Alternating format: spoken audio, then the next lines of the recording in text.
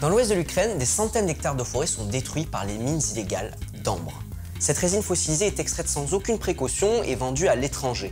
Notre observateur travaille pour une ONG locale et il redoute une catastrophe écologique. Si vous vous rendez dans les zones d'extraction de l'ambre, vous verrez une sorte de paysage lunaire. Beaucoup de trous remplis d'eau mélangés à du sable. Pas d'arbres, juste le désert. En fait, ça détruit complètement l'environnement parce que les habitants abattent les pins et n'en replantent pas d'autres ensuite. Ils détruisent aussi la couche du sol la plus riche. La terre ne contient donc plus assez de minéraux pour que la forêt repousse naturellement.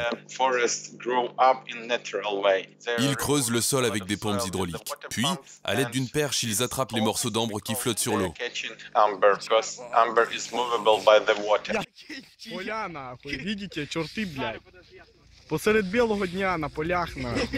Selon le président Petro Poroshenko, 90% de l'ambre ukrainienne est extraite illégalement.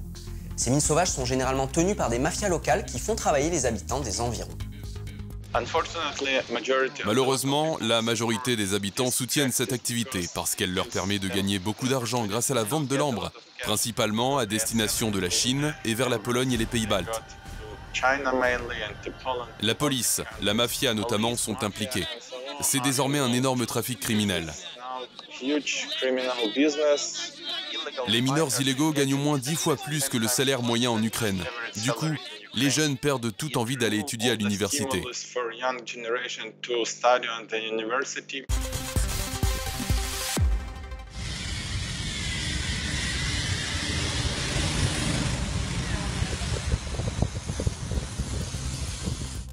Avec ses 5 km de graffiti, l'avenue du 23 mai à Sao Paulo abritait la plus grande fresque d'art de rue en Amérique latine.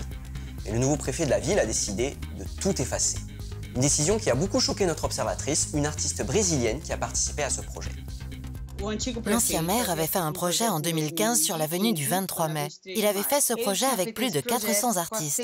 Il y avait des graffeurs internationaux et les œuvres étaient vraiment très belles. Il y a des gens qui se rendaient ici pour la culture du street art de Sao Paulo. Certains habitants n'ont que cette culture parce que beaucoup n'ont pas le privilège ni le temps de pouvoir se rendre dans une galerie d'art. Puis la nouvelle municipalité est arrivée au début de l'année et a tout effacé, dès le premier mois de sa prise de fonction. J'ai posté une vidéo sur Internet pour montrer que les graffitis qu'ils étaient en train d'effacer étaient intacts. Pourtant, l'excuse du maire pour effacer les œuvres était de dire qu'elles avaient été vandalisées. À cause de la couleur de la peinture qui recouvre désormais ces murs, les artistes ont rebaptisé Sao Paulo la ville grise. Ils ont décidé de ne pas se laisser faire et de dénoncer la destruction de ce patrimoine culturel. Il y a eu une polémique et beaucoup de personnes ont poursuivi le nouveau maire en justice. De son côté, le maire est entré en procès contre les taggeurs. Beaucoup de graffeurs ont été arrêtés. Finalement, après de nombreuses discussions, échanges et des mobilisations, le tribunal de Sao Paulo a promulgué une loi qui dit aujourd'hui que si le maire continue à effacer une œuvre de street art à Sao Paulo, il risque une amende de 500 000 reais. De même, si un artiste peint un mur sans que ce soit autorisé, il paiera une amende de 5 000 reais. Mais je pense que cela ne va pas arrêter les artistes. En vérité, personne n'arrête les artistes de rue. On a déjà essayé à plusieurs reprises, mais c'est bien compliqué.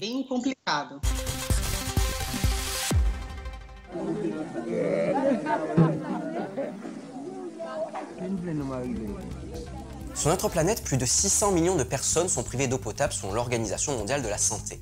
Alors pour l'accès à l'eau, nos observateurs ont mené des initiatives et ils nous en parlent dans notre rubrique Les observateurs s'engagent. On commence avec une invention de Jean-Paul Augereau, un ingénieur français.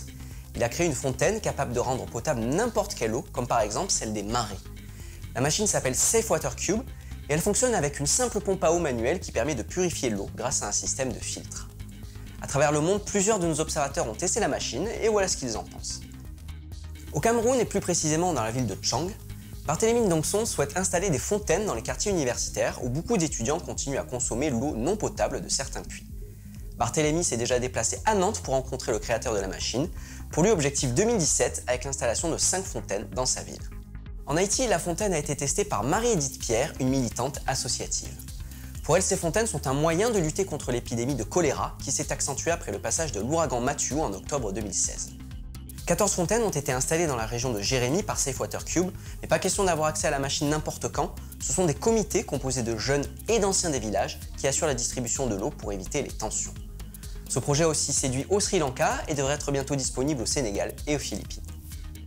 On part maintenant en Éthiopie où seulement 34% de la population aurait accès à l'eau potable. Un architecte italien, Arturo Vittori, a eu une idée pour changer la vie des populations. Il a inventé une tour baptisée Warka Water qui transforme l'humidité en eau potable. Regardez, c'est un filet qui permet de capturer l'humidité de l'air et de récupérer des gouttes d'eau. Une seule tour permet de récupérer jusqu'à 100 litres d'eau par jour. Notre observateur en Éthiopie, Kidus Belaïné, a participé au développement du projet dans un village du sud du pays. Et pour lui, cette invention change la vie des familles. Les enfants n'ont plus besoin de faire des kilomètres pour aller chercher de l'eau et ils ont donc plus de temps pour aller étudier. Vous aussi, vous menez un projet pour l'accès à l'eau, alors contactez-nous à